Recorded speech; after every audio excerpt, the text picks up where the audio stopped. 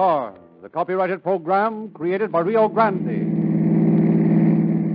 Los Angeles Police calling all cars, attention all cars to broadcast 219 regarding a holdup on Vermont near 8th. Suspect described as male American, 5 feet 10 inches. Weighs about 150 pounds. This man is armed and dangerous. That's all. Rosenquist.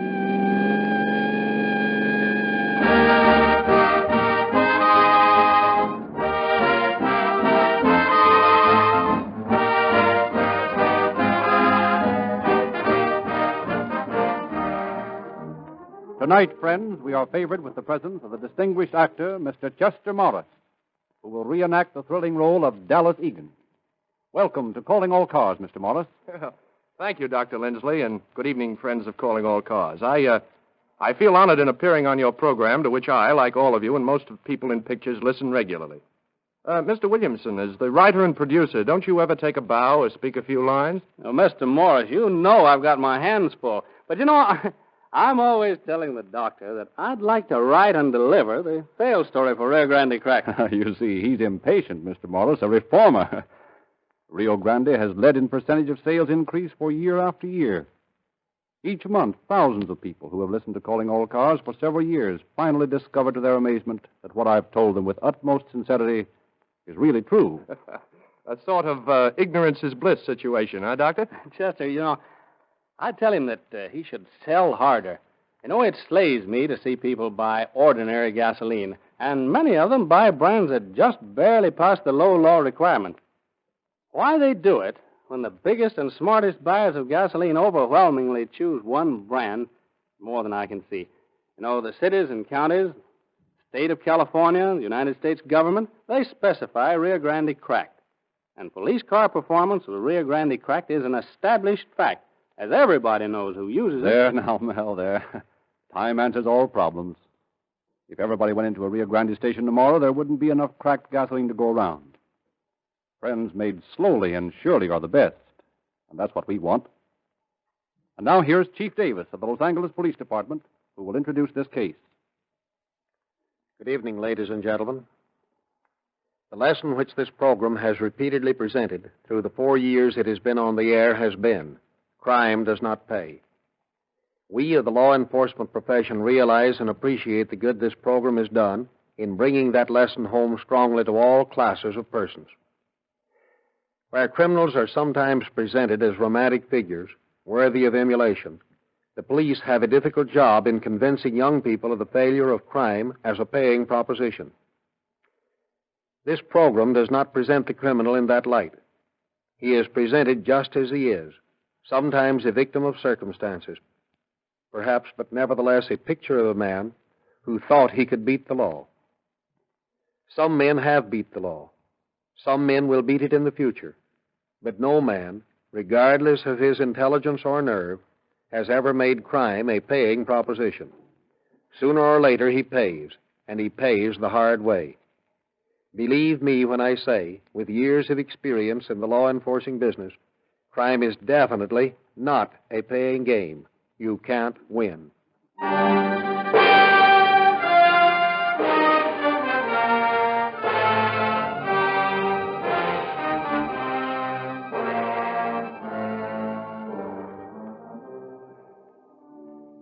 Dallas Eagan, you have been delivered to me in order that the sentence of the court should be executed against you. Before we carry out this sentence, is there anything you'd like to say? Yes, Warden, there is. Go ahead, Eagan. Well, the first thing I want to do is to thank Eddie Romero for helping send me to the place I'm now standing. Oh, don't look so shocked, Eddie. It's a favor, believe me. I heard a slogan once. I don't particularly remember where I heard it first, but I do remember what a laugh I got out of it. It said, "Crime doesn't pay." I'll never forget what a boot I got out of that. I was tough, see? I knew all the answers. In fact, I wrote most of the questions. My buddy and me used to use that slogan as a private joke of ours. Every time we held up a joint or knocked off some bird, we'd always say, "Attaboy, kid. Crime don't pay. Much." I'll never forget that night back in 1918. I was just a punk kid then, just starting out on what I laughingly called my career of crime. The kid and me decided we needed a car for a job we was going to pull that night. Is this your car, mister? Why, yes, it is. Why? You're a doctor, ain't you? Yes. Ain't going to need your car tonight, are you? Oh, of course I am. Oh, no, you ain't. What do you mean? Never mind. Get in. Well, look here, young man. You can't talk to me that way. No? I said get in. Hey, be careful with that gun. Stop stalling. Get in. Get going, Eddie. Sure, pal. You can't get away with this, young man. You'll get caught. Yeah, I know. Crime don't pay. Eddie? Not much. What are you going to do with me? Why don't you throw him out, Dal? Good idea, Eddie. Open the door, you. No. Don't throw me out going at this speed. It'll kill me. Well, now, ain't that tough? Get going. I said get out. That's socking him, Dal. Gee, I never knowed a guy had bounced like that when he hit the pavement. This time we had to really get tough with a mug. Oh, we didn't get away with it. That ain't the point. That crime didn't pay neither. We got picked up next night. We were streaking along the highway down in Oklahoma when a couple of cops on bikes pulled alongside. Hey, step on this can, Eddie. Them cops is gaining on us. What do you think I'm doing now? This is all this heap's got. Here they come, Eddie. Pull over! That's to you, copper! Grab the wheel, Dal. I'm hit.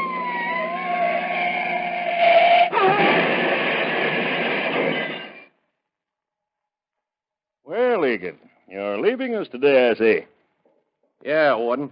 You learned your lesson? Maybe. I don't think some of you youngsters ever will learn that... Crime don't pay. Yeah, I know.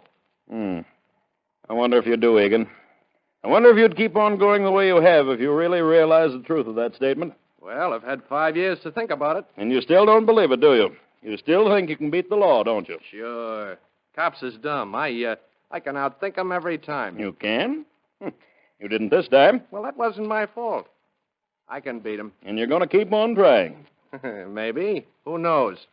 Well, at least there's one consolation. If you do come back, next time you'll do your time the hard way. That's all right. I can take it.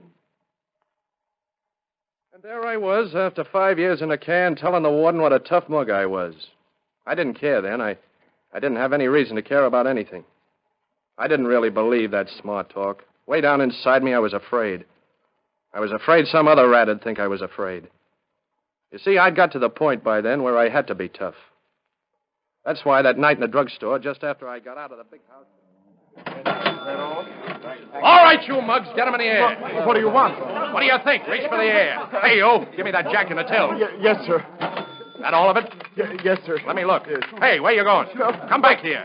I said come back here. Hey, you shot him. So what? You want a slug of this? No. Then keep your trap shut. Get back against that wall. Go on. Here, you, give me your dough. I said give me it. Now, that'll teach you to move faster when I say move. That was one I got away with. I guess the guy was too scared to get a good look at me. Anyway, they never picked me up on that one. That made me confident, see? That was a job that did pay. I was on my way. I knew how to operate now. I could be a big shot.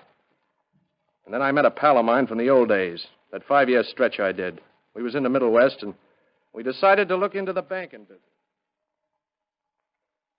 So you think you got a sure thing, do you, Joe? Sure, it's a sure thing. Now, here's the plan. I got a pal in this bank in this little town we're going to, see? He's supposed to be a guard. But we take another bird with us, a fellow we used to know in Stir. He's a rat anyhow. Well, when we cops the coin, this guard pal of mine blasts away at us. But he's careful to get this friend of ours, this Stir Simple bird we're going to take along. Do you get it? Yeah, I get it all right, but I don't like it. Why not? It's a cinch. All we do is walk in there and throw our rods on these guys, and they cough up. Where's this trigger man pal of ours all this time? We got him covered, too. When we start out, we go first with the dough, see? This other monkey covers us till we get to the car, then he gets his. We cut 2 ways instead of 3. Yeah, but it sounds risky. Say, what's the matter with you? Yeller? Now, listen, Rat, don't call me Yeller. Oh, now, don't get sore. I didn't mean no harm by it. I still claim I don't see nothing to keep this guard from letting you or me have it when we throw down on him. He's fixed, see?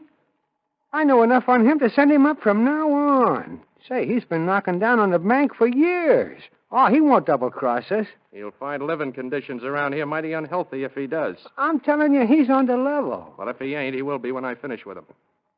When are we going to take this joint? Anytime you say.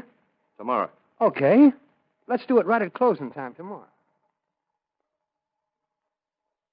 Hey, where's this guard you was talking about? What are you worrying about him for? I just want to know who to go for when something goes wrong. Nothing is going wrong, I tell you. Come on. Where's that stir monkey? Yeah, that's what I'm wondering. Hey, wait a minute. What is this? Are you giving me the malarkey? Nah, I'm on the up with you, Eagan. I wouldn't cross a pal. No sooner than you would the Brooklyn Bridge, eh? You know what I think? No, what? I think you never had another bird lined up for this job. You figured I'd take the rap for this and you'd get the whole roll, didn't you? No, I didn't. Honest, I didn't. Gee, I wouldn't do that to a pal. Okay, pal. We'll just find out about this. Come on. We're doing the job just the same. Well, I don't think that's a good idea, Dal. The two of us and all. Oh, you don't think it's a good idea, huh? Come on, you yellow muzzler. We're going to take this dump on high, and you're going in first. And come out last. Oh, no, Dal. I can't do that. Oh, don't make me do that, Dal. Get going. Make a stall, and I'll blast you myself. Come on, get in there.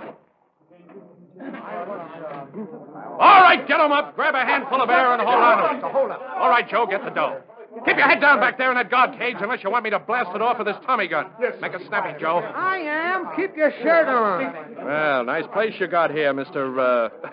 Is this your name on the little card out here? Yes, sir. Jones, huh? Well, nice place, Mr. Jones. Thank you, sir. Nervous, Jones, huh? Or do you stutter all the time? I guess I'm nervous, sir. Ought to take something for that. It'll get you down. Come on, let's scram. Take it easy, Joe. After me, you know. Okay, but come on, let's get moving. Hey, looks like your pal's getting ready for the fireworks. Where? Oh, no, Bill! Bill, no, don't do it, Bill! No! Here's a present for you, Bill.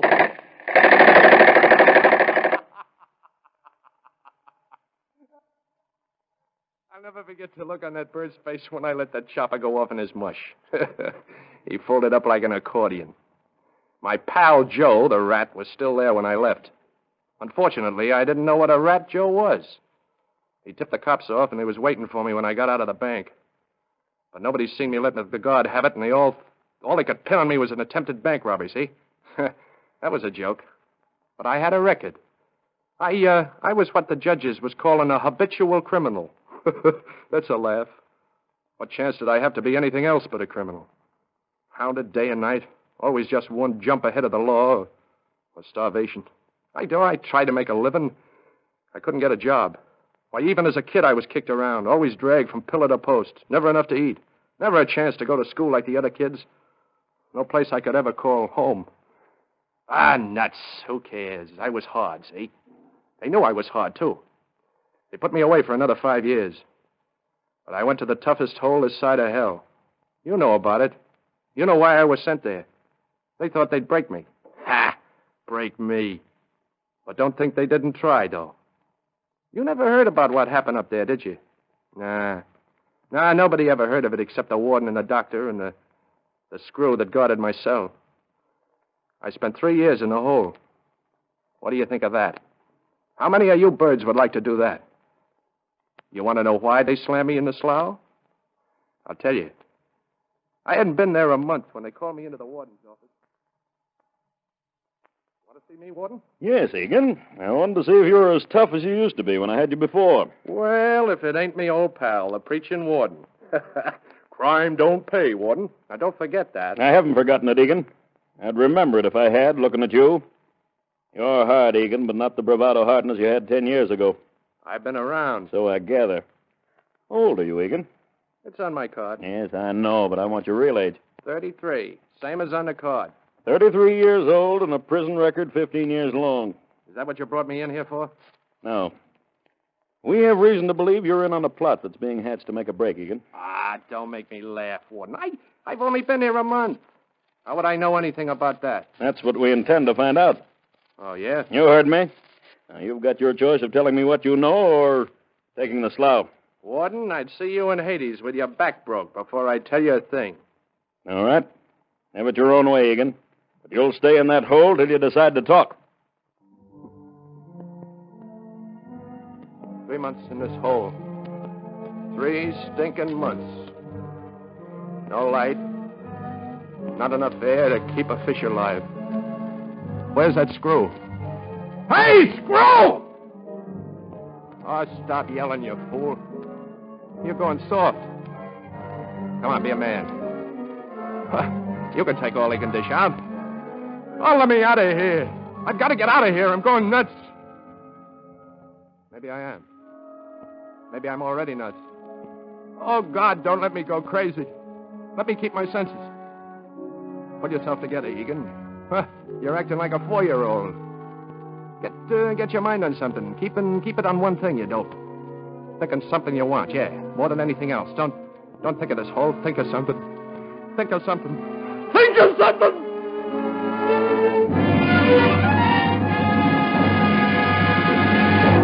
Ready to talk, Eagan? Nuts to you, Warden. All right. Make it easy on yourself. 6 months. 6 months. 6 months. 6 months. Let me out of here.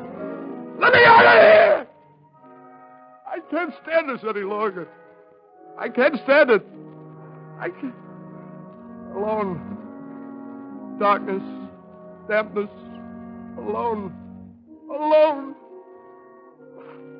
Oh, come on, Eagan.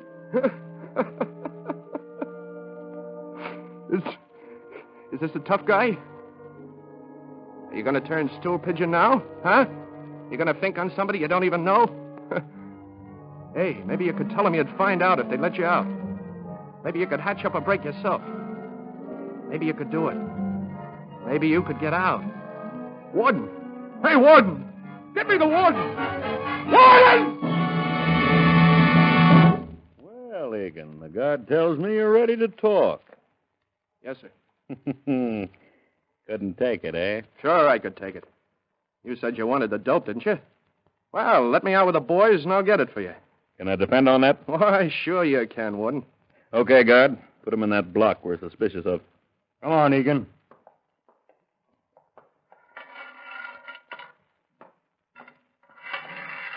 Inside, tough guy.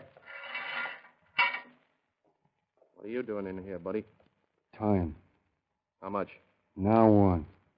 Why? Croak the monkey. How come? He talk too much. What's your handle? Dan Davis. Who are you? Dallas Eagan. I heard about you. Heard what? You're a stoolie. Yeah? Who said that? The whole yard. It's a cockeyed lie. Yeah? You heard me. Well, how'd I know? Well, who gives a rap whether you do or not? I'm the guy you're supposed to think on. Yeah? Yeah. How am I supposed to know? I never saw you before. You ain't.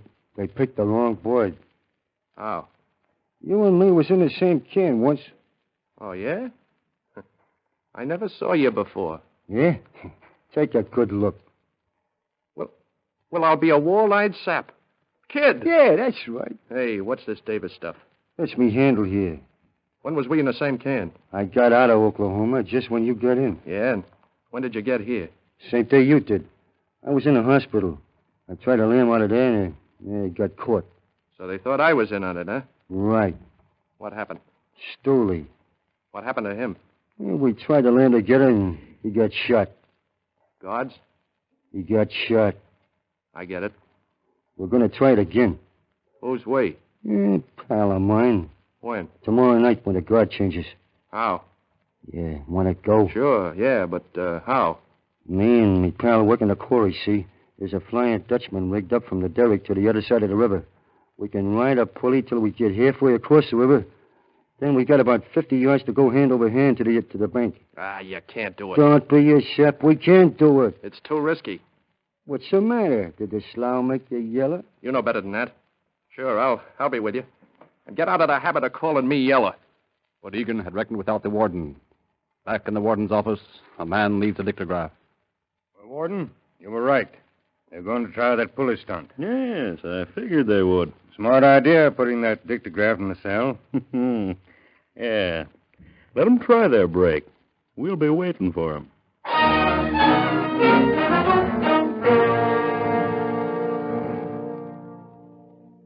You see anything of the three men? Yeah, I've been watching them for 10 minutes. They're hiding in the shadow of the derrick down there. Oh, yes, I see them now. How far would you say it is down there? Oh, about 100 yards to the wire and about 200 across. All right. Well, let them start. Looks like we won't have to wait long. No, I see Davis's pal starting now. Now! Right into the river. Looks like Davis's game. He's going to try it, too. Same spot? Yes. Now. 2 down, 1 to go. Frank on the other side? Yes, sir. Got an axe to cut the wire with. All right, let's watch. He's starting. I'll bet he's wondering what happened to the other 2. Yeah, probably wondering why it doesn't happen to him. There he goes. That's it. Frank's cut the wire. Well, let's go down and get him. Oh, yes, you'd better call the ambulance. Then we'll slap him back into solitary.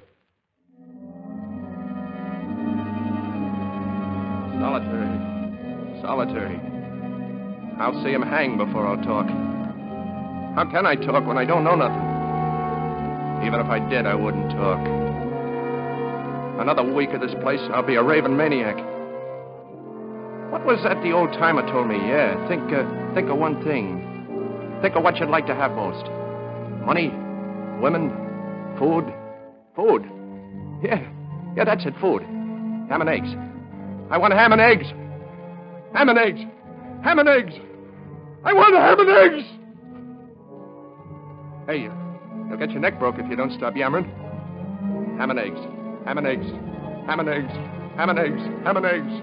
How'll I get 'em? How'll I get 'em? How'll I get 'em? How'll I get 'em? How'll I get 'em? How'll I get 'em?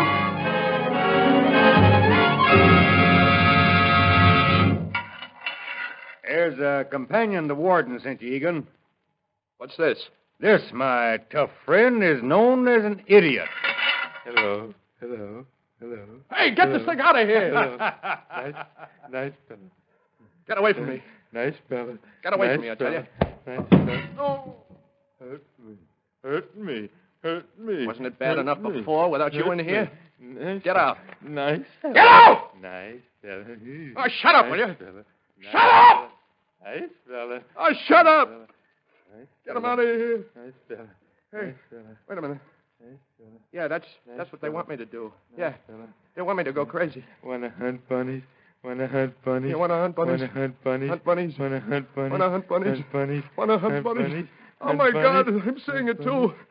I'm going crazy. I can't do this. Ham and eggs. Ham and eggs. Ham and eggs. Ham and eggs. Ham and eggs. Ham and eggs. Ham and eggs. Ham and eggs. Ham and eggs. Ham and eggs. You fool. How you going to get ham and eggs? Hey, wait a minute. You see that? See that goon over there? He's a man, ain't he? Well, why don't you kill him? Then they'd hang you, and you'd get your ham and eggs. Sure. They always let a condemned man have what he wants. All right, do it, you sap. Do it now. Yeah, do it now. Do it now. What'll I use? I can't do it with my hands. He's too big. He might not want to die. Use a water bucket, sap. It's got a concrete bottom. They didn't care what kind of bucket they gave you. Use that. I've done it. Now I'll get my ham and eggs. Hey, guard. Hey, Screw! What's all the yammering about? What's coming off in here? You better get the stiff out of here. And call the warden.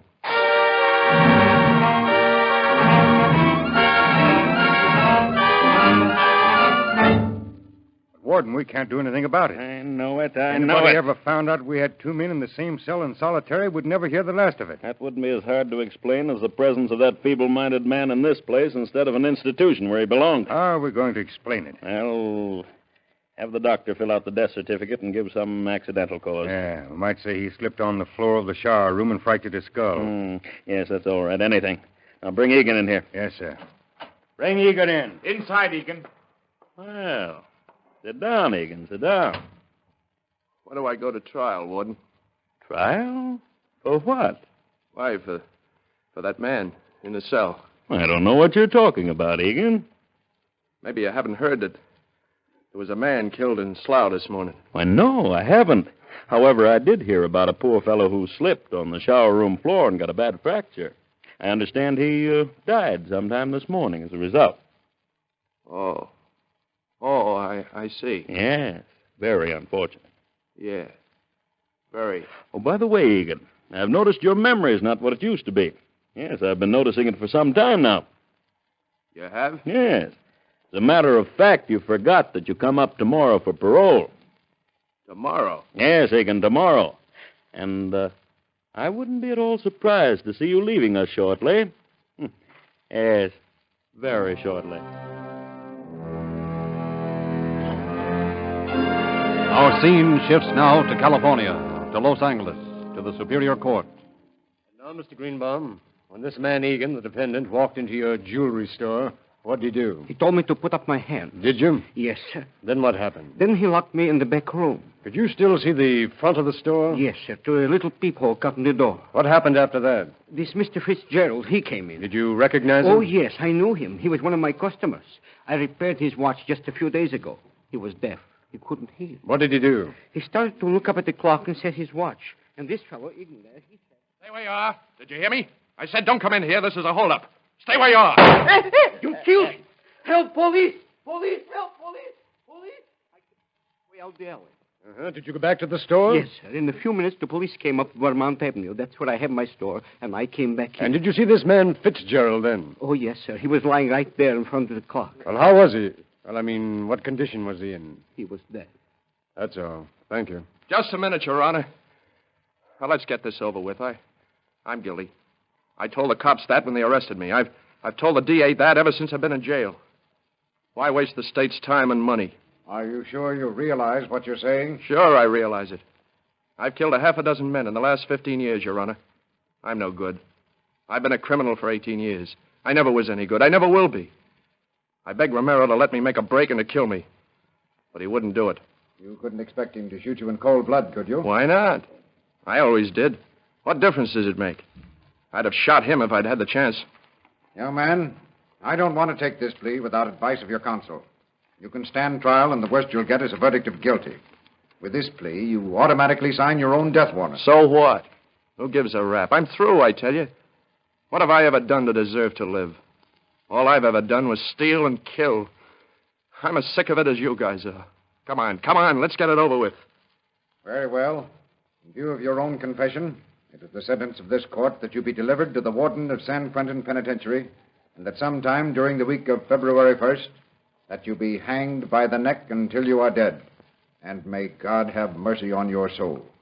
Amen.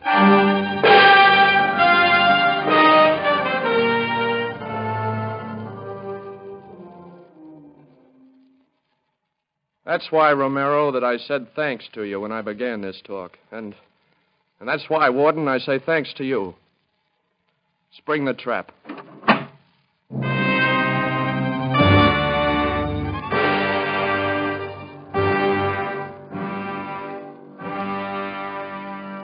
In just a moment, we will hear from Chief Davis again. Rich man, poor man, beggar man, and yes, thief, if he's smart, doctor, lawyer, merchant, chief, all will use Rio Grande crack if education, intelligence, logic, or reasoning mean anything. More police cars, fire engines, ambulances, and other emergency equipment for your city, county, state, and federal government use Rio Grande crack wherever it is sold than any other brand. Go to the red and white Rio Grande station tomorrow. Get police car performance with the gasoline that is first in public service. And now, Chief Davis. Dallas Eagan, alias Robert York, was hanged in San Quentin in expiation for his life of crime. No man has ever more thoroughly realized the futility of a life of crime than this man. He definitely proved that crime does not pay. Thank you, Chief Davis.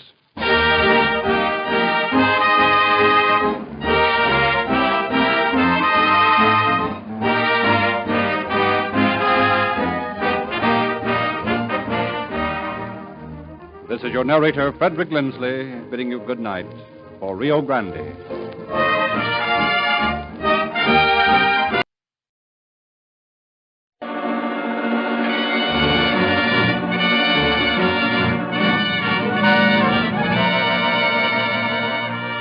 Calling all cars, a copyrighted program created by Rio Grande. Plumas County Sheriff's Office calling all cars. Attention all sheriff's cars. Broadcast 221 regarding an attempt murder. Suspect described as a male American, 5 feet 9 or 10 inches, 145 pounds, had dark hair. This man shot the proprietor of a railroad restaurant in Portola at about 3:30 a.m. this date. That's all. Rosenquist.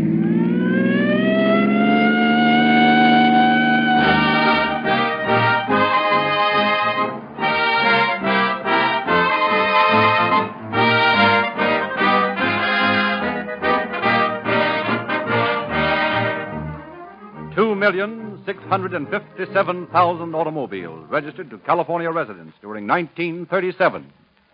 That's one car for every 2 persons, making California the most highly motorized area in the entire world. Then California must be the world's most highly competitive gasoline market. Is that true, Dr. Lindsley? Yes, but in spite of that fact, one gasoline has so steadily advanced in favor that tonight, as I talk with you, it stands on the very pinnacle of official popularity. You couldn't by any chance be referring to Rio Grande Cracked, could you, Doctor? Not much difficulty guessing that one, was there?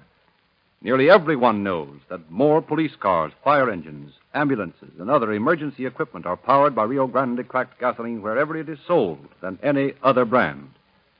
But all may not be aware that officials of the state of California and the federal government also specify this superior motor fuel for their emergency automotive equipment. City, county, state, and federal? Correct. All divisions of government. And for that reason... I know. And for that reason, wise motorists will profit by the experience of these officials who should know the most about gasoline. And do know the most, believe me, because they drive the most and use the most. Friends, let their example guide you into the nearest red and white Rio Grande station. Rio Grande Cracked is the most highly endorsed gasoline in the world's biggest gasoline market. The gasoline that is first in public service. As a foreword to our program, we present a message from Sheriff L.A. Braden of Plumas County. When we consider the large number of persons convicted and sent to prison every year in this state alone, it causes one to wonder at the mental attitude of a man who deliberately commits a crime, knowing that the chances are 1,000 to 1 that he'll be caught and punished. In the case we are to hear tonight, the crime committed was so needless and netted the criminal not one single penny, and yet it cost a man months of suffering. Not one person profited in any way from this crime, proving again that crime is not a paying proposition. The months of grueling work put in by the law enforcement officers in apprehending the criminal and preparing the case against him is another example of the determination of these officers to discourage crime in any form.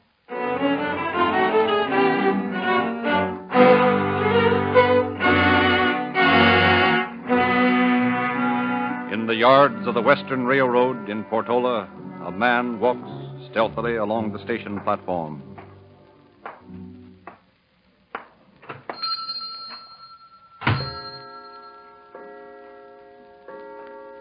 Something for you, mister? Pack of Camels. Thank you, sir. Give me that money. What? You heard me. Give me that money. Oh. Nuts. Register locked.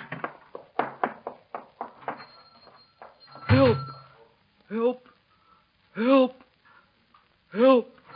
Help! I heard it. Anybody see anything here? Where's Lee? Lee will be found someplace. What's wrong? Who fired that gun? Where's Lou? Where's Lou? Oh, Lee. Help me. Lou, what's the matter, Lou? Who shot you? I don't know. Asked for cigarettes. Wanted money. You stay right still. I'm going to phone the hospital. Come here, Charlie. Help me get Lou as comfortable as we can until the doctor gets here. I'll be all right, Lee.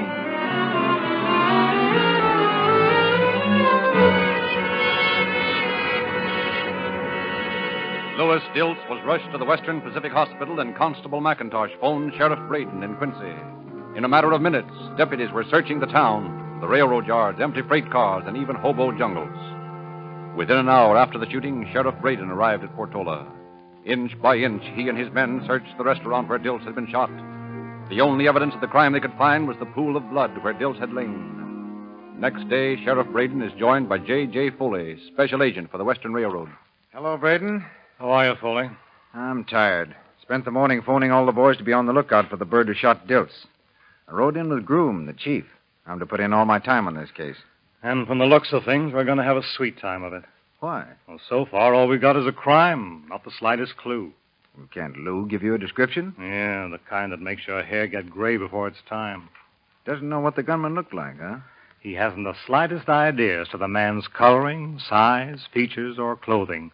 He thinks he wore a gray suit and had on cleaner clothes than the average hobo. How is Lou? Not so good. The bullet pierced the lung. He may not pull through. What does the doctor say? Says it'll be days before you'll know. Well, why don't you let her coast for a while, Sheriff? You've been going since 4 o'clock this morning. Let me take over. I guess you might as well at that. I'm all in. Oh, by the way, here's the bullet they got from Dilt's back. Good. I'll have a test run on it to find out the possible weapon used.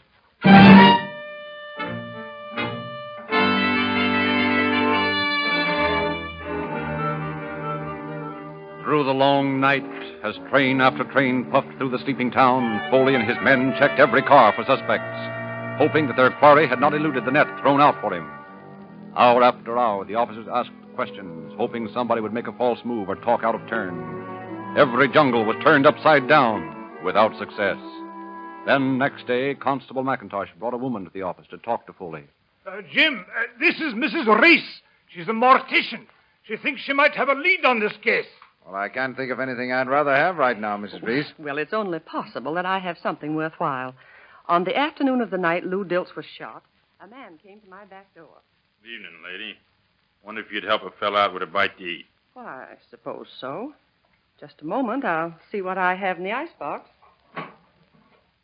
Well, here's a little cold roast and some mashed potatoes, if you think you'd like that. Yeah, it'd be fine if you can spare 'em. Would you like some bread? Yes'm, if you don't mind. Well, just a minute. Say, mind if I sit here on the steps while I eat? I know. Go right ahead. Thanks. So he sat there and ate the meat and potatoes and bread I gave him. And I noticed that he had on overalls over his clothes. Did he have on a coat? Yes, I believe he had on a dark coat. He was carrying a jumper and an overcoat. He was cleaner than most fellows who come around. I thought maybe he was one of the road boys who'd been out of work for a while. Did he carry anything else that you saw? No, I don't think so. I did notice, though, that he had a bulge in the overcoat pocket such as a gun might make, though I didn't pay any particular attention to it at the time. Was this fellow in a hurry, or did you notice? Yes, I did. I noticed that he appeared nervous, kept looking around as though he expected somebody to come around the corner. Did you notice which way he went when he left your house? Well, I think he went toward town. I found out later that he'd been in my garage. At least somebody had. Is that so? How do you know? Well, I keep the ambulance in the garage, the hearse, rather, and when I went out later in the evening, both doors were open. There were several footprints in the dust inside the garage, and somebody had been inside the hearse. Both doors were open on it, and there were signs that somebody had hidden in there. I see. What did this hobo look like? Well, he kept his head down most of the time. I couldn't get a very good look at his face, except that I noticed he had exceptionally long eyelashes. But I'd know him anywhere if I ever saw him again. Well, I hope you got the chance, Mrs. Reese.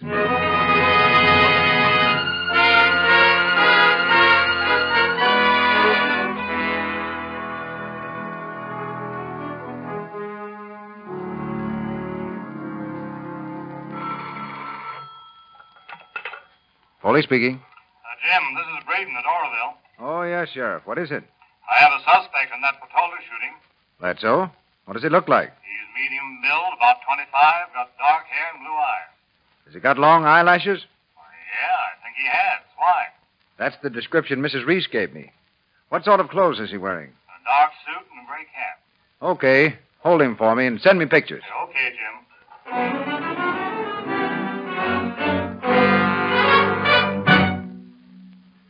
Well, how are you feeling today, Lou? Not so good, Jim. Hurting you pretty bad, huh? Yes, pretty bad. Look, Lou, do you feel well enough to try to identify some pictures? I guess so. Take a look at these. Is that the man who shot you? Let me see. Nope. No, Jim. That's not the man. Well, I sort of hoped that was the one, Lou. It looks like that fellow's vanished completely. Well, you boys are doing all you can, Jim. Yeah, I know. But just the same, I wish I could get a lead on that bird. Yeah. The doc says you got the bullet out of my back. Yes, I had Roger Green check up on it. It was a Smith & Wesson .44. No wonder it hurt so. Pretty good-sized slug, all right. We haven't been able to get a line on any gun that might have fired that slug, either. Time's up, Mr. Foley. Okay. Well, so long, Lou. I'll drop in later. By the way, Mr. Foley, the office has a telephone call for you. All right, thanks. I'll go and see about it. Got a call for me in here, Doc? Yes, I had, Jim. Right over here. Thanks. Hello? Say, Jim, this is Rod Gordon. I just had a talk with Sergeant Washburn at the police station down here in Stockton. He and his partner Ingles have arrested a suspect in the Patola case. Don't tell me there's another one. Yes. And this one's got a Smith & Wesson 44 special on him. What? Yeah. You better take a run down here and look him over. And how? Tell Washburn to hang on to him. I'll be right down.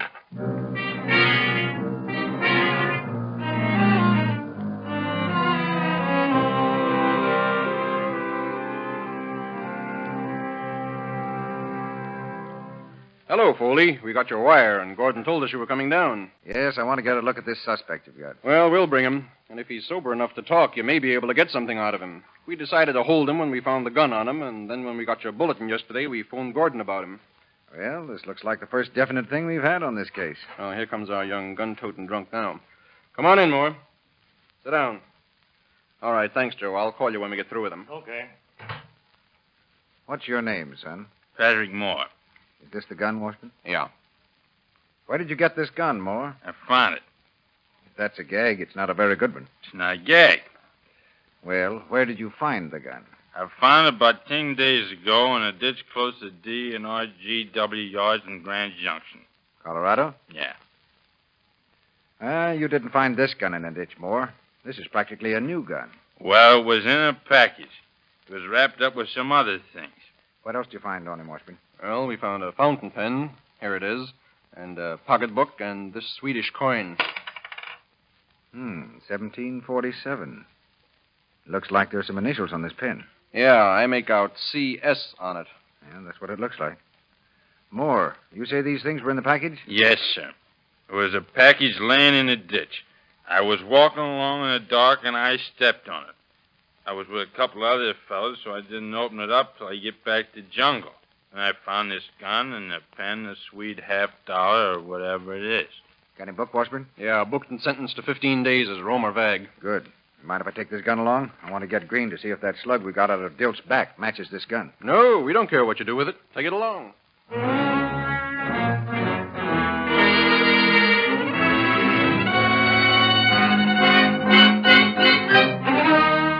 Back to Portola went Foley to show mug pictures of the new suspect of the wounded Dilts. Still dangerously low, Dilts was able to partially identify the pictures as those of the man who had shot him. Sensing that he was on the right track, Foley took the gun to Roger Green of the Bureau of Criminal Identification and Investigation in Sacramento. Roger, here's the gun I think is the one used to shoot Lou Dilts. Let's see what you can find out. Okay. Let me take a look. Looks like it might be at that. And here's the slug we took from Dilts. Okay. I've got a record card on that one already. You'll have to fire a test bullet from the gun and compare them. Now for a little digging around in the waist. No, nuts. Where did that thing go? Oh, here it is. Let me see. Well, looks like it to me. Never can tell. They all look alike to the naked eye. At least practically alike. Well, let's take a look at it with a microscope. There we are. Now, just a little more to the left. There we are. Is it the same? Looks like it. Looks like it. Can't you tell? Well, I wouldn't want to say till I'd had time to study it more. You guys in the ballistics department are positive creatures. Jim, when a human life is at stake, we can't afford to make rash statements. I've seen too many mistakes made by hasty examinations. Offhand, I'd say this gun fired both bullets. But before I'd go into court and swear to that, I'd have to do a lot of studying on it. Let me look. There you are. Now, wait a minute. There's a speck of dust on this test bullet. Hand me that camel hair brush, will you? Sure. Here. What difference could a speck of dust make? Well, under a microscope, it makes a whale of a difference.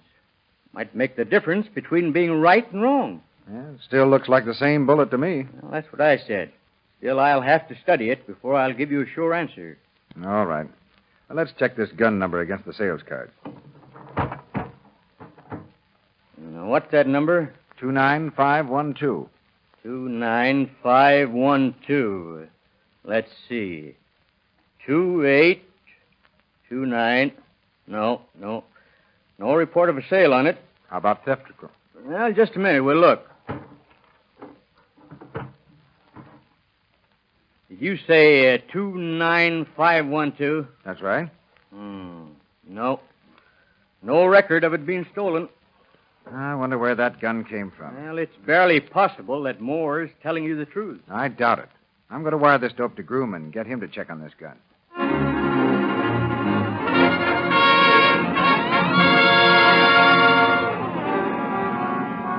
Immediately, telegraph and telephone wires began a steady hum as efforts were renewed to trace the gun found in Moore's possession. Meantime, Sheriff Braden and his men were tracing down every available lead that might bring news of the hold-up man's activities. On October 10th, Groom, Foley, and Sergeant Ingalls of the Stockton Police meet to question Moore. I sent for Moore, Groom. He'll be here in a minute. Fine. We'd like to ask him a few questions. What did you find out about that gun, Mr. Groom? Well, it was sold to Wolf and Clark, Fort Worth, Texas, on April 13th, 1927. They sold it to Arnold Wolf of Denver, Colorado, in June 1928. Here's Moore now. Right in here, Moore. Thanks, Joe. Okay.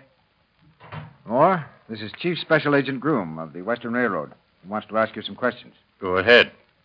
Moore, the state experts tell me that the gun that fired a bullet into Lou Dilts is the same gun Ingalls here found in your pocket when he arrested you. They're crazy. I don't think so. I don't care what you think. I never shot anybody anywhere. Well, where did you get that gun? I told you I found it. You don't expect us to believe that daffy tale, do you? I don't care whether you believe it or not. You Cinder Dicks seem to have made up your minds anyways. What do I care what you believe? Do you claim you don't know anything about this shooting? Sure I do. If that gun's ever been fired, I don't know anything about it. I know I never fired it. Where are you from, Moore? I was born in South Dakota. Parents living? No. Any brothers or sisters? No. You ever been in trouble before? Got in a jam in the Army once. What for? For getting drunk. Oh. Anything else? No. Where did you work last, Moore? In Palisades, Colorado. When was that? In September. How much money did you make? $3-4. That the last work you had? Yeah, but I made a little money playing poker and shooting craps. When were you in Fort Worth, Texas last? Oh, about a year ago. How long did you stay there? I got off in one train, got on another one. Ever used the name of Wolf? No. Ever been in Denver? Once. When? A couple of months ago. Know anybody named Wolf living there? No. You still claim you found this stuff at Grand Junction? Sure I do. Where were you on the night of September 29th? I was in Portola. What? No, I got in there about 10 o'clock on the 28th and left about 8 o'clock on that same night. You're sure about that? Of course I'm sure. You're positive you weren't in Portola at 3 o'clock on the morning of September 29th? Sure, I'm positive. Okay, Moore, we're going to check your story. If it's true, okay. If it's not, we're going to send you up.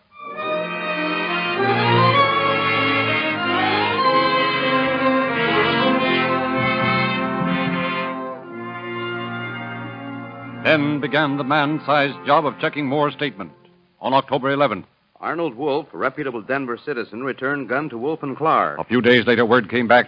Wolf and Clark claim no record of returned gun in their files. On October 12th, Foley explained his case to District Attorney Stanley Young. Complaint charging Moore with assault with deadly weapon issued. October 14th. Moore lodged in Quincy Jail. Preliminary hearing October 25th. October 15th.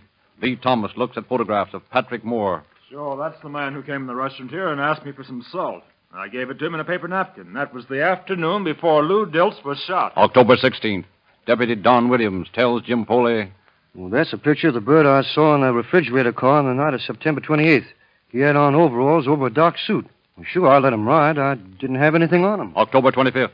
Preliminary hearing of Pat Moore. Pat Moore held to answer in Superior Court. November 2nd. Special Agent Groom receives word from Wolf and Clark. Have found record of Smith & Wesson gun returned by Arnold Wolf. Gun later resold to Garden Schwartz Brothers, Durango, Colorado. On November 6th, Garden Schwartz wired. Gun bought September 1933 by C.N. Swenson. Family living in Durango now. Photographs marked Moore, which you sent us, not the man.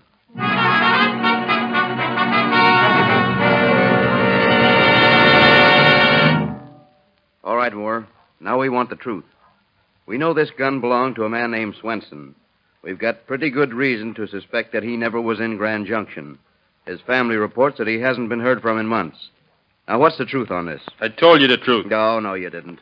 We've sent your pictures to every place you said you've been to. We found that you were in Durango, Colorado at the same time this Swenson was. And you both disappeared at the same time. What did you do with Swenson? I never did nothing with him. I don't know him. Yeah? Well, take a look at that picture. Ever see that man before? Yeah, I think. Well, yeah, that's Whitey. I met him in Thistle, Utah. Thistle, Utah, eh? Well, that's Selden Swenson, and you met him in Durango, Colorado, didn't you? No, I didn't. I'll tell you how it was. You see, Whitey and me, we met up with a fella named Blackie. Colorful story. Go on. Well, this Whitey was a fighter. He was going up to Frisco to get him some fights. Well, when the three of us got here to Portola, we was killing time. One day, Whitey, he comes to Blackie and it tells him he's in a jam and he has to beat it. He leaves his package with Blackie and, well, that's the last we seen of him. Mm-hmm. What's the rest of it? Well, we gets to drinking a little and we hopped a reefer on the night of the 28th and beat it to Stockton. We was fresh out of funds when we got there, so we opens the package. Yeah, wait. Don't tell me. Let me guess. You found the fountain pen, the Swedish coin, and the gun. Yeah, that's right. Ah, listen, Moore. I've heard some goofy tales in my life, but this one takes the cake.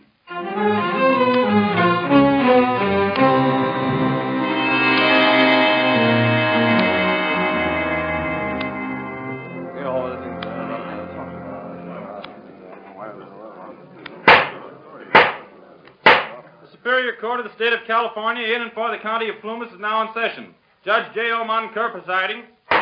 Is the prosecution ready? Ready, Your Honor. Is the defense ready? Ready, Your Honor.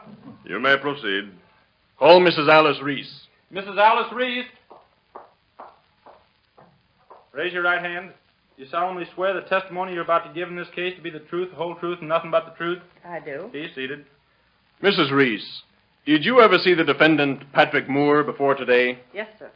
Where? On the back steps of my home in Portola, California. When was this? On the afternoon of September 29th last year. What was he doing at that time?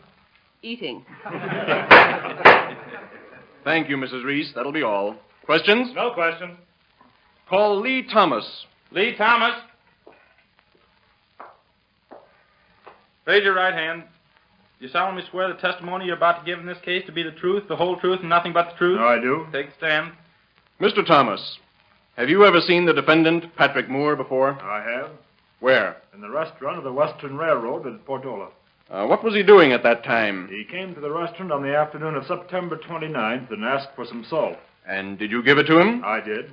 That is all. Questions? No questions. Call Clifford Swenson. Clifford Swenson. You solemnly swear the statements you're about to make in this court to be the truth, the whole truth, and nothing but the truth? I do. Take a stand. Mr. Swenson, are you related to Selden Swenson? Well, he's my brother. Where is he now? Well, I don't know. I haven't heard from him for several months. Is he in the habit of going away without letting you hear from him? No, sir. Mr. Swenson, I show you a fountain pen. Did you ever see that before? Yes, sir. I gave it to my brother for his birthday 2 years ago. How do you identify it? By the initials CS carved on it. I offer this as Exhibit A for the people for identification. So entered. Mr. Swenson, do you recognize this coin I hold in my hand? Yes, sir. It is a Swedish coin dated 1747. It belonged to my great-grandfather, and he gave it to my father, and he gave it to my brother. I offer this as Exhibit B for the people. For identification? Yes, sir. So entered. Mr. Swenson, I show you a gun, Smith & Wesson, and ask you if you recognize this gun. Yes, sir. My brother bought it just before he left home. He recognized the little nick in the barrel on top there. I offer this as People's Exhibit C for identification. So entered. Thank you, Mr. Swenson. Your witness. No questions. Call Roger Green. Roger Green. Raise your right hand. Do you solemnly swear the evidence you're about to give in this case to be the truth, the whole truth, and nothing but the truth? I do. Take a stand. Mr. Green, state your occupation, please. Ballistic expert, California State Bureau of Criminal Identification and Investigation. Are your duties concerned with the investigation of firearms to determine whether a given weapon has fired a given bullet? They are. And did you, on or about October 5th of last year, Mr. Green, examine a Smith & Wesson revolver delivered to you by one James Foley? I did. I show you People's Exhibit C and ask you, is that the same gun? It is. And how do you identify the gun? By the number, 29512, and by this peculiar nick on the barrel. And did you, on that date, fire a test bullet from this gun? I did. And did you compare that bullet with another bullet given you by James Foley? I did. And what was the result of the comparison of those bullets? Both bullets were fired from the same gun. I show you a bullet here. Is that the bullet given you by James Foley? It It is. And did he tell you where he got the bullet? He said it had been taken from the body of Louis Dilt. Objected to as hearsay testimony. Sustained. That is all, Mr. Green. Thank you. Your witness. No questions. Call Louis Diltz. Louis Diltz? It'll be necessary to clear a passage in the court. Mr. Diltz is confined to a wheelchair. Do you solemnly swear the testimony you are about to give in this case to be the truth, the whole truth, and nothing but the truth? I do. Mr. Diltz, where were you at 3 o'clock on the morning of September 29th? I was at work in the company restaurant at Portola. And what, if anything unusual, happened on that night? Why, I was shot. Mr. Diltz, I want you to look around this courtroom. Do you see the man in this room who shot you? Yes. Can you identify the man? Yes. That is the man who shot me. That man Moore sitting right there. Your Honor, the state rests.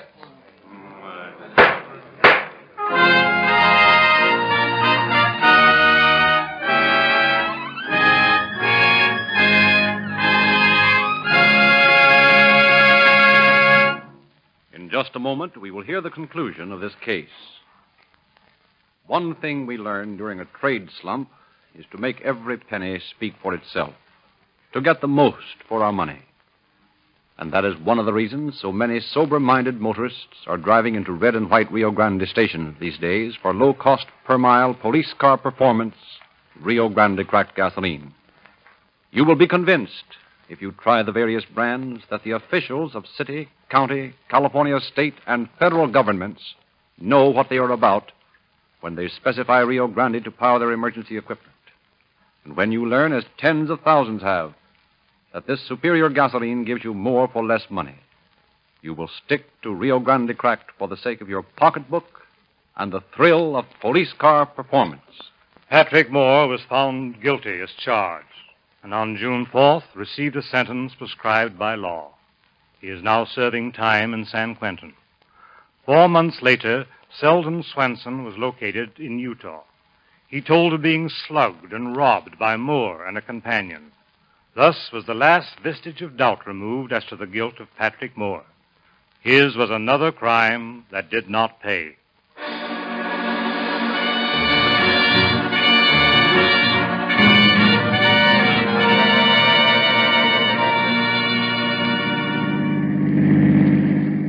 County Sheriff's Office calling all cars. Attention all sheriff's cars to cancellation of broadcast 221 regarding an attempt murder. Suspect in this case is now in custody. That's all. Rosenquist.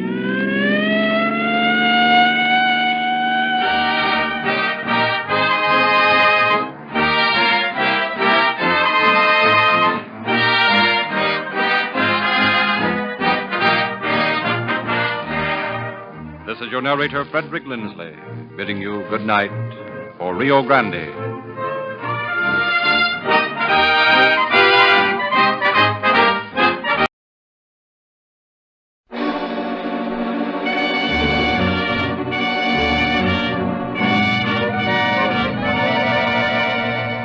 Calling all cars, a copyrighted program created by Rio Grande. Los Angeles Police calling all cars. Attention all cars. Broadcast 222. Information wanted may be stolen on a Nash Cabriolet. License in one column. 8 New York 4109. This car may be found in the Harbor District. Hold and notify the Central Homicide Detail. That's all. Rosenquist. When you hear the sharp cry of the siren, what does it mean to you? That there's been a robbery. That there's a big fire somewhere. That there's an ambulance follow-up. Yes, it can mean any one of those things. And remember, when you hear that sound, that Rio Grande cracked gasoline is up there in the front line every minute, leading police cars in the attack on crime, giving wings to fire engines in the battle against fire, and speeding ambulances on errands of mercy and the saving of human life. Well, Dr. Lindsley, that certainly justifies Rio Grande's position as first in public service. Yes, and Rio Grande cracked not only is the overwhelming favorite with the officials of cities and counties, but the officials of the state of California and your federal government also specify this finer gasoline for their emergency automotive equipment. In the face of these facts, I don't see how people can buy just any gasoline. In my humble opinion, Doctor, Rio Grande offers the most conclusive proof of quality and the most sincere appeal for a gasoline buyer's loyalty. Very truly spoken.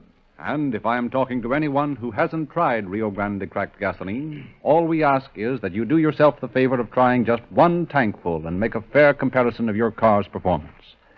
Drive into the red and white Rio Grande station in your neighborhood for the first of many a tankful of Rio Grande cracked.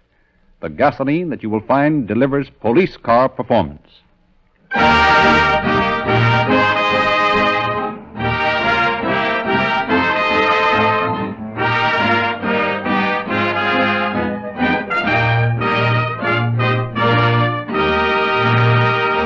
It is our pleasure to welcome again to Calling All Cars Chief James E. Davis of the Los Angeles Police Department. Chief Davis. Good evening, friends.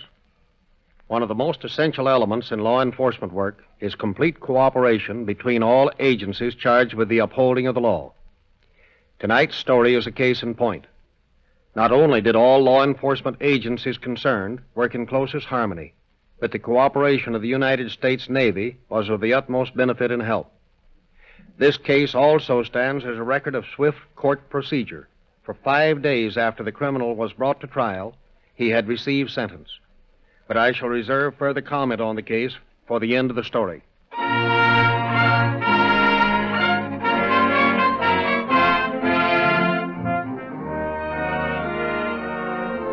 Our story opens in a modest little home in Manhattan Beach on the eve of Armistice Day. You'll be careful, won't you, Raymond? Oh, sure, Mother. Don't worry about me. Have you plenty of money, son? Well, enough to get by on tonight. I won't be spending much tonight anyway. You going on a party?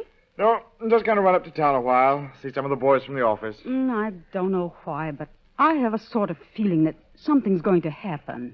Why? What could happen, Mother? Oh, there's so many accidents and everything. Well, don't worry about me. I'll be okay. They won't bring me home in an ambulance. Don't forget your scarf, Raymond. Oh, I won't need it. Now, you just put that scarf on. You know how cold and foggy it's been the last few nights. You'll be out late tonight, too. All right.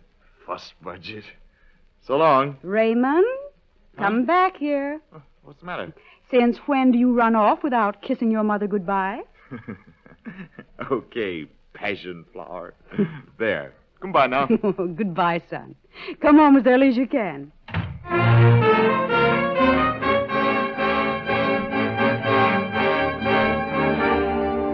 Next morning, as a thwarted sun strove to break through the low-flying clouds, Detective Lieutenant Leroy Sanderson approached a group of officers gathered about a grisly object lying beneath a giant pepper tree. Hello, Sandy. Where is Giese? Taking a day off. George Hill's here on the case with me today. What's the trouble? Somebody reported a dead body. We're waiting for the coroner. I take it that this object under the canvas there is a body? That's right. Who reported it? Fellow named Edwards. Early Edwards. A couple of youngsters found the man lying here and flagged Edwards. He called Georgia Street, and we hopped out here. Who else came out with you? Shattuck and Murray. They're checking the neighborhood for anybody who might have heard a fight out here. Uh-huh. Whose handkerchief is that down by his feet? Don't know. Figured it might be his. Dropped here before he was killed at any rate. Yeah? Yeah. See the blood on it? Spattered from an angle. Yeah, I see it did. Blood on his hat, too. Think he had it on when he was hit? Yeah, looks that way. Had quite a struggle, judging from the way the ground's torn up. Uh-huh. The ground was torn up before the man was killed. How do you know? Blood on the leaf mold everywhere. I noticed that.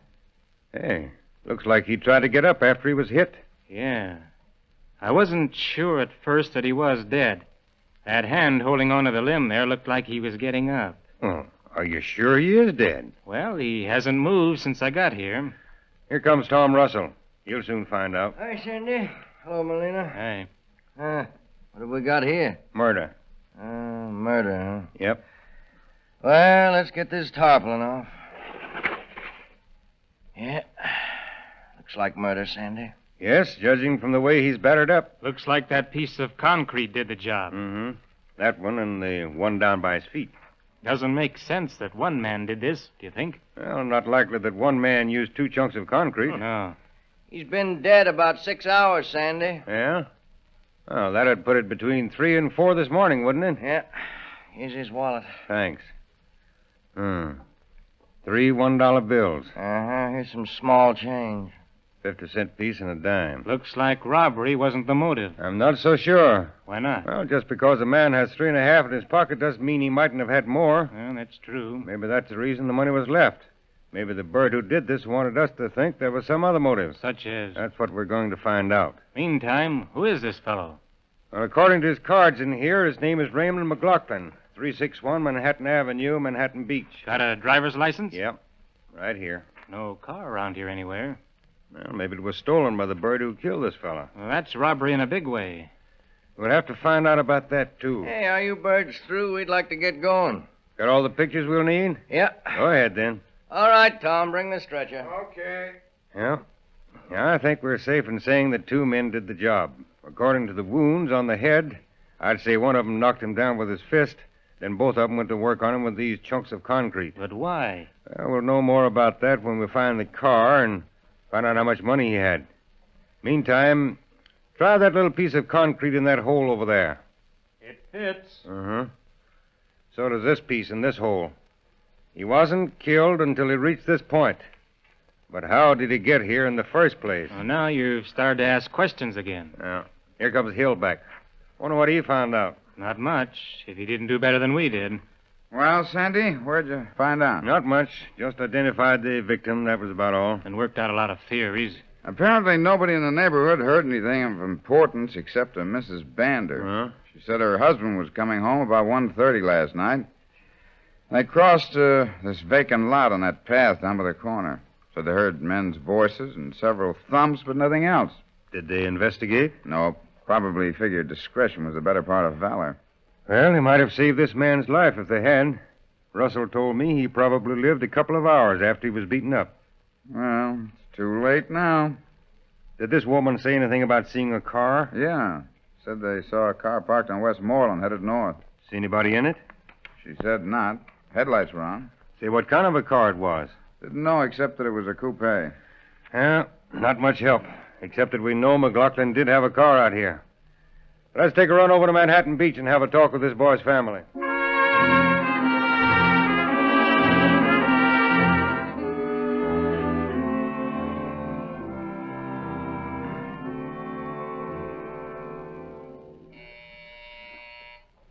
Well, if there's anything I like to do, it's break news like this to a fellow's family. Doesn't look like there's anybody home. Probably sleeping late. Sunday morning, you know. Yes?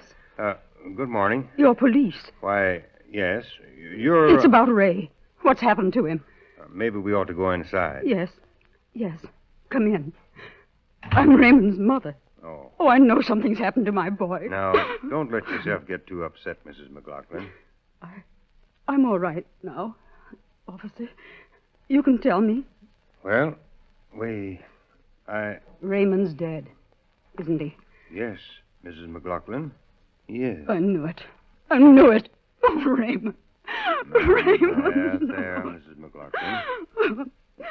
I'll be all right in a minute. Of course. Thank you.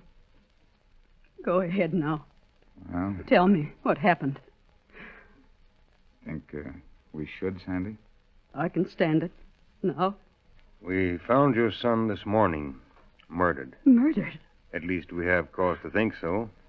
Do you think you can give us any information on the friends of his, Mrs. McLaughlin? Do you know anybody who might have borne him a grudge? No one.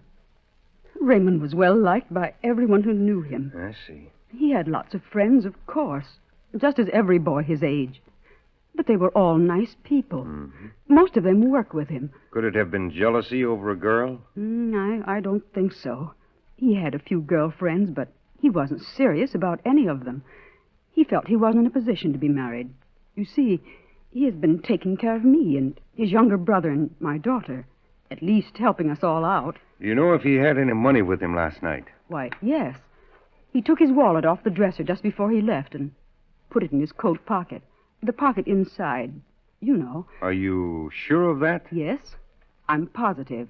He always carried his wallet there. Well, we found it in his hip pocket. Mrs. McLaughlin, what makes you remember the way he carried his wallet? Why, we used to comment on the way it made his coat bulge out.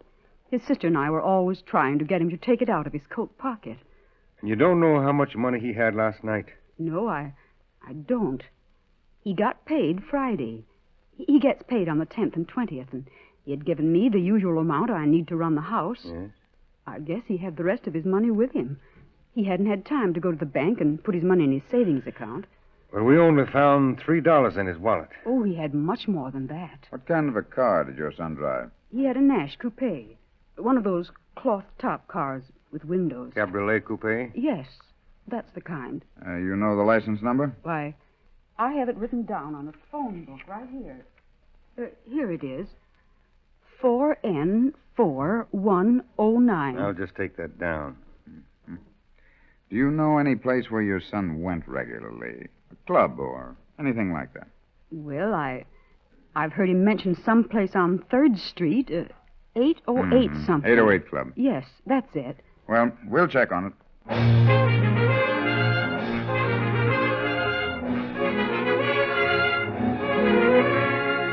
Hour after hour, the detectives worked, checking every possible lead that might show them the solution of this brutal murder.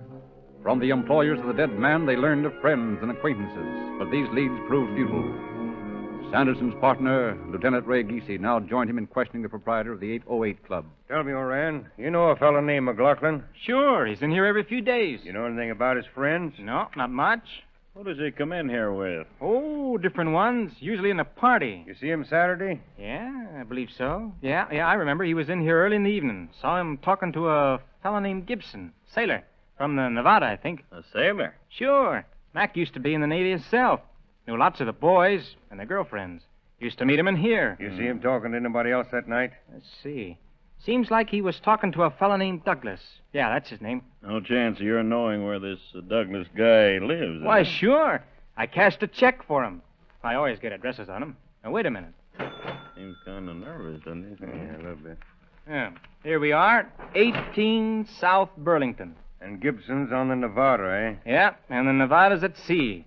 Target practice. Well, nothing to keep us from giving Mr. Douglas a once-over.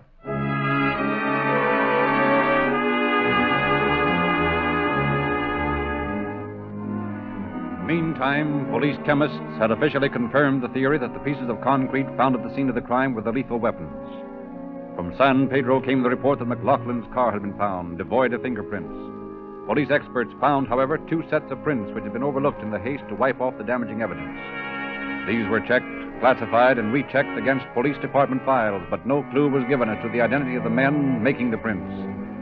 Then the battleship Nevada returned to port, and Sailor Gibson was brought in for questioning.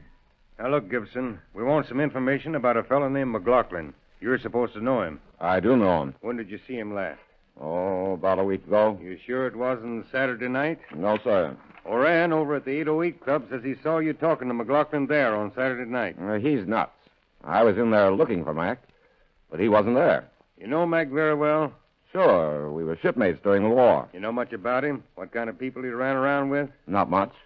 Just the sort any fellow runs with. Yeah, men and women. Sure. Why? You know anybody who might want him out of the way? No, not a soul. Mac was a fine fellow. Everybody liked him. Mm-hmm. You ever see him with much money on him? Not much. $25 or $30, maybe. Are you sure you don't know of any enemies he might have? No, sir, I don't. Well, Sandy, here's a report on Gibson's fingerprint. Match? Nope. Doesn't look like he rode in McLaughlin's car Saturday night. Say, what is this? Of course I didn't ride in Mac's car Saturday night. I haven't even seen that car for a month. I haven't seen Mac himself for a week. What's the big idea? Take it easy, young fella. You just got out of a murder rap. Murder rap? Who? McLaughlin. He was killed Saturday night. We're trying to find the man who did it. We're convinced now that you didn't. You can go. Well, at least you might have let me know what you were after. I might have known something that would help. Well, do you? No, I don't. But why don't you check up on McLaughlin's best friend? Who's that? Fellow named Douglas out on Burlington. Sandy, I told you we ought to do that. Take it easy. We'll get around to him. He's on his way down here now. Huh? How come? I asked the captain to send out for him. He'll be here in a minute. Oh, speak of the devil. What'd I tell you? Hi, Gibson. Hello, Doug. You two know each other? Sure. Well, in that case, you'd better beat it back to your ship. Yeah, we want to be alone with Mr. Douglas. Okay. I'll be seeing you. Maybe. Now, Mr. Douglas, do you know Ray McLaughlin? Why? Why? Yeah, why? He's dead. What? Yes, dead. Why, he couldn't be.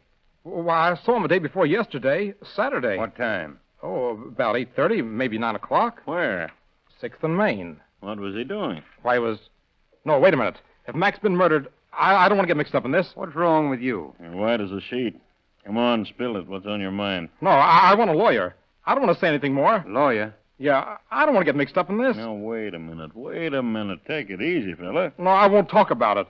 You won't talk about what? I don't want to have anything to do with this. Well, you're going to, whether you want to or not. Now, look here, Douglas. You've told us that you know Mac. Gibson tells us you're a close friend. Yeah? And we feel that you know more about this than you're telling. I don't want to get mixed up in this, I tell you. Yeah, I know that. Now, listen, we've got a common interest here. We want to solve this case. I know you want to help us catch the murderer, don't you? Well, don't you? Yeah? All right. Now, it's clear to us that you and Mac traveled pretty much with the same crowd. Now, starting with Saturday morning, November 10th, I want you to tell us exactly what you did with relation to McLaughlin. But you'll use anything I say in the trial, if there is one. Naturally. That shouldn't make any difference to you, Douglas. That is, if you're innocent. I didn't have anything to do with this. Well, we don't want to take unfair advantage of you, but remember, we'll check up on everything you tell us. I want a lawyer. Okay, if you think you need one. Did you kill Ray McLaughlin? No! Now, sit down, Douglas. Doug, it's obvious that you're holding out on us. Either you're shielding someone or you're directly involved yourself. We know that at least 2 men attacked McLaughlin.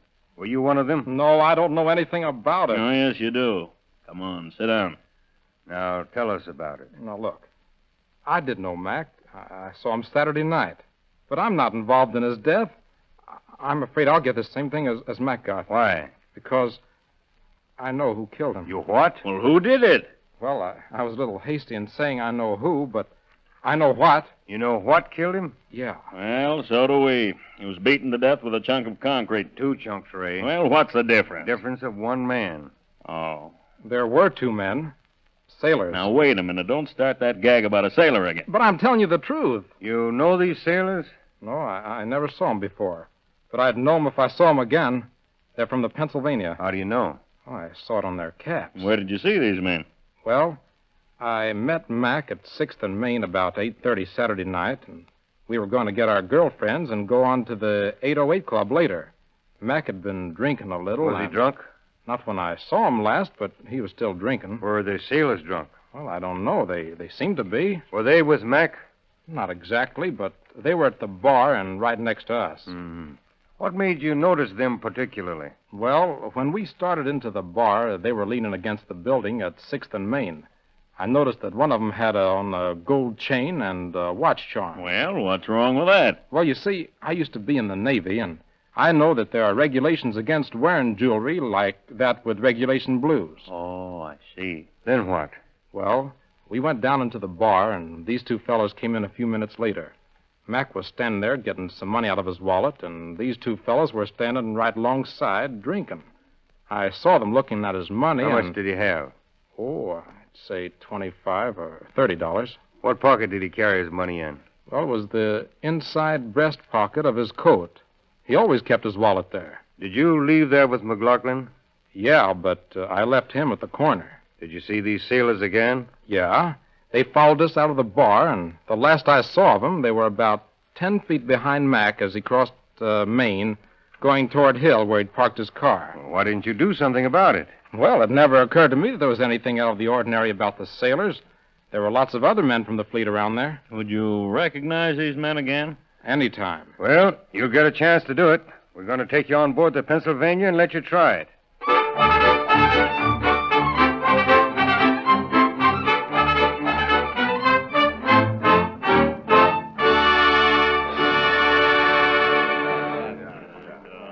Attention! Are these all the men, Captain Kilpatrick? No, these are only the men who answer the general description your witness gave of the men he saw. I see. And these men all had shore leave Saturday night? Yes. Did our men start checking the fingerprints? They're doing that now, down in the personnel office. Well, we're ready any time you are, Captain. We're ready now. All right. Douglas, take the front rank first, and let's see if you can pick out your men. How many men here, Captain?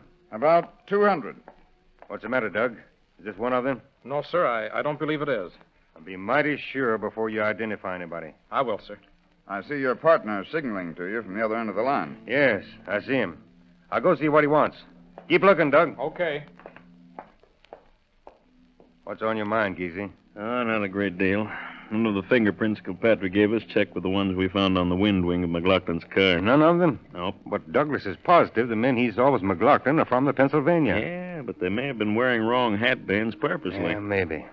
Douglas is almost through the last line. We'd better be getting back. Well, Douglas, you find them? They're not in these lines, Lieutenant. Are these all the men on board who went ashore Saturday night, Captain? Yes. Well, are there any more men aboard we haven't seen? There are about 30 cooks and bakers in the galley and the bake shop. May we take a look at them? Certainly. Douglas, are you still sure those men wore hats with Pennsylvania on them? I'm positive, Lieutenant Sanderson. All right. We'll see if they're in this new bunch. The galley's right here. Bake shop adjoins. Attention! All men who were ashore Saturday night, form a line along the tables there. Yeah, looks Snap it like up. about everybody went to town Saturday. We had 2 days leave for the holiday. Look 'em over, Doug.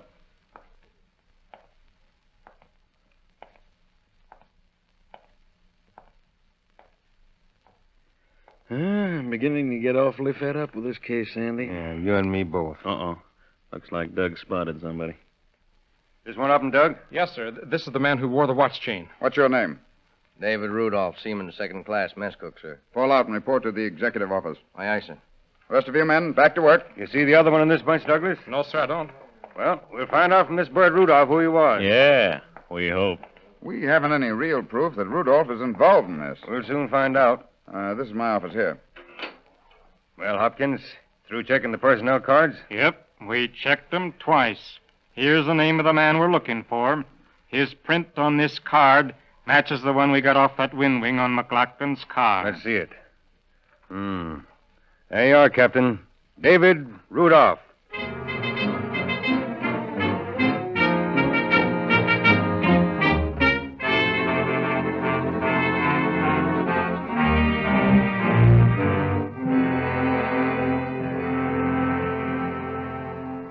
Now, look, Rudolph.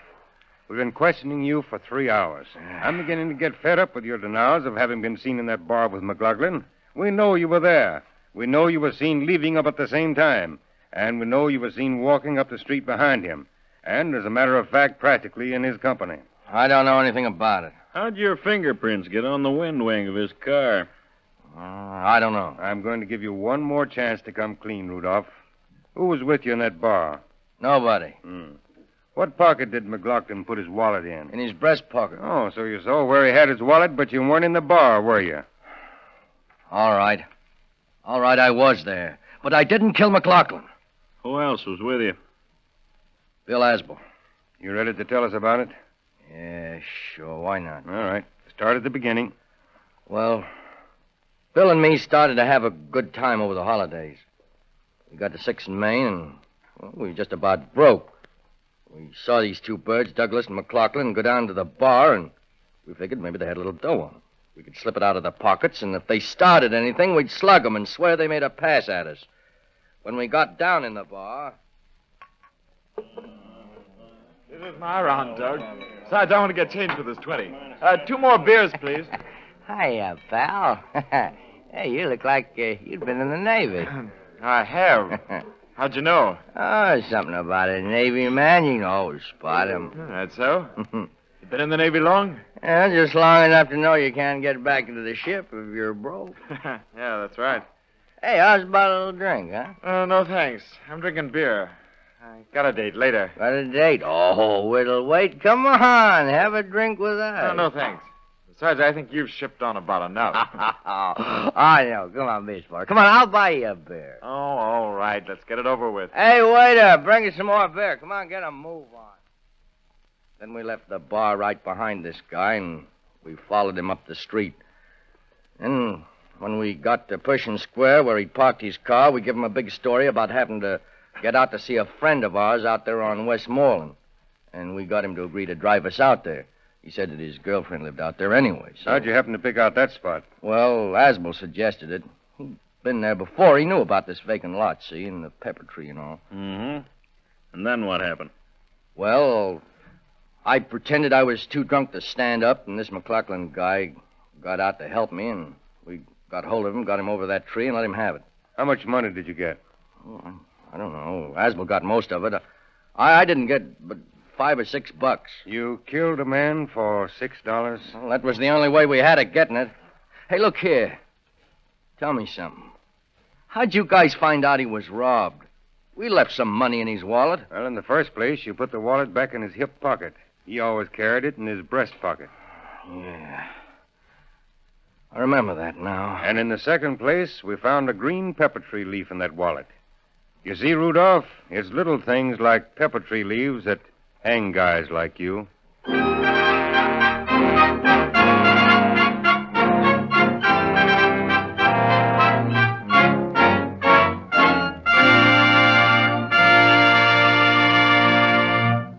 We have heard in a most dramatic fashion, friends, of the fate of a young man who thought he was too old to listen to the advice of others. Truth of the matter is, common sense folk are never too old to learn from the experience of others. And that explains why hundreds of California motorists are being won over each day to the practical wisdom of powering their cars with Rio Grande cracked gasoline. The experience of officials of all divisions of government, cities, counties, the state of California, and the federal government is that this great gasoline gives to their emergency equipment a quicker start, never faltering acceleration, maximum speed, and greater reserve power at a lower cost for each mile. Visit the nearest red and white Rio Grande station tomorrow. Take on a tank full of Rio Grande cracked, and you too will go on record as an intelligent buyer, a thinking motorist who demands and gets police car performance. And now, Chief Davis. Fortunately, Rudolph and Aspel are not typical of the Navy. Rudolph must have thought things over in jail, for he changed his story many times, finally involving completely his companion, Aspel. Both men were brought to trial and found guilty, and sentenced to prison where they are finding very definitely that crime does not pay. Thank you, Chief Davis.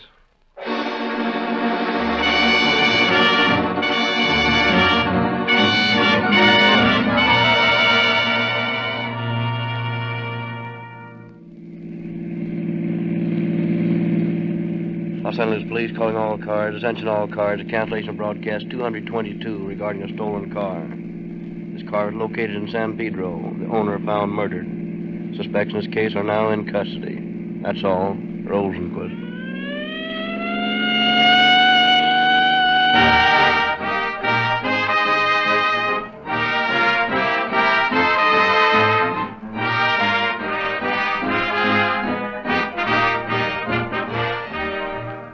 This is your narrator, Frederick Lindsley, bidding you good night for Rio Grande.